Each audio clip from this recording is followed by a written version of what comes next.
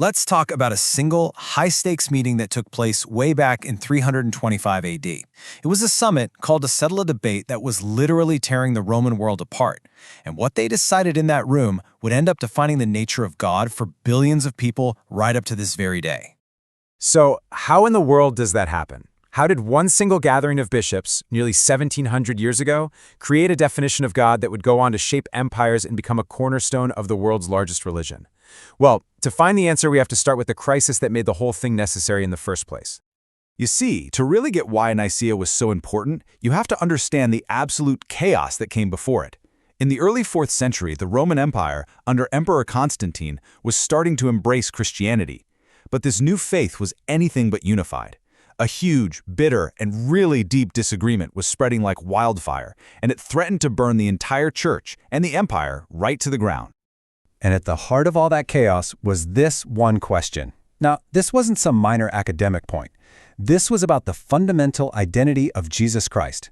Was he a divine being, but still a creature made by God? Or was he God himself, eternal and uncreated? The answer to that question would redefine absolutely everything for Christians. So you had two main camps here. On one side, there was a really popular priest named Arius, and he argued with some pretty simple logic. A father has to exist before his son, right?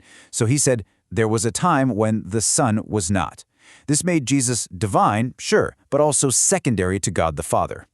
The other side, the Orthodox view, argued, no, the Son is fully God and has always existed with the Father, not a creation, but a totally inseparable part of the Godhead. Now, this theological throwdown wasn't just happening in quiet churches. Oh no, it was spilling out into the streets, causing riots. And that's when Emperor Constantine decided he had to step in. But for him, this wasn't really about theology. It was all about politics. He needed a stable, unified church to help him rule a stable, unified empire. Constantine's motivation could not have been clearer. He saw this internal Christian conflict as a massive threat to imperial security. Honestly, he probably didn't care all that much who was right. He just needed everyone to agree on something. This disunity was a political problem, and he was determined to find a solution.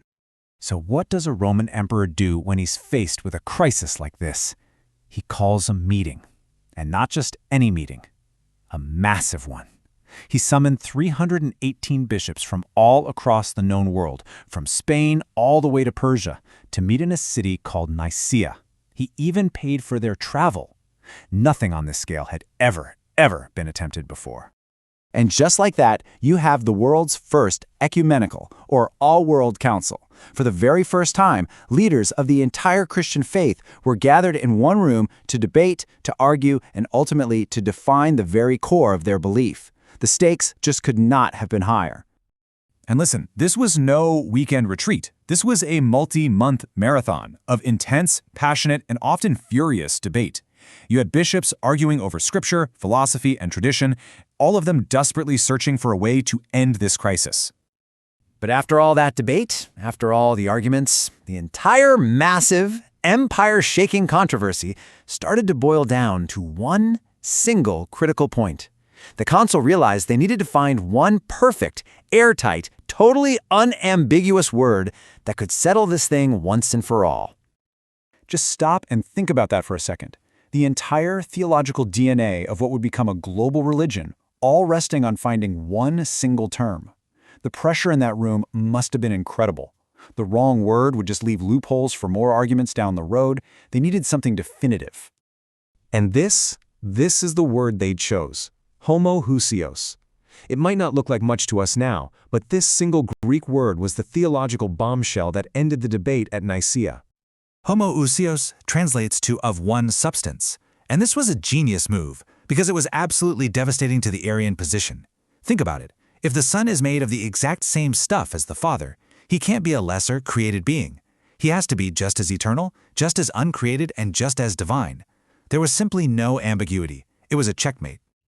This one powerful word became the absolute core, the beating heart of the document that came out of this whole thing, the Nicene Creed. It's a formal statement of faith that declared the Son consubstantial with the Father. And it's a creed still recited in churches all around the globe today, a direct echo of that decision from centuries ago. But here's the thing. The Council's impact went so much further than just one word or one creed. Nicaea's decision ended up creating the very blueprint for institutional Christianity as we know it. I mean, the outcomes were just vast. Nicaea didn't just define God. It defined orthodoxy itself, what it meant to be a correct Christian. It standardized when to celebrate Easter. It established the first real rules for church governance, and it forged this powerful, lasting link between imperial power and religious authority. It basically set the template for how the church would operate for centuries. So why does all this matter? Well, Nicaea was really the moment that a scattered collection of beliefs started to be organized into a powerful, centralized, and defined institution. It provided a mechanism, the big ecumenical council, for a global religion to speak with a single authoritative voice. You could really say it like this. Nicaea drew a line in the sand. Before this meeting, the boundaries of Christian belief were kind of blurry. Afterwards, there was a clear creedal line. You were either on one side of it or the other.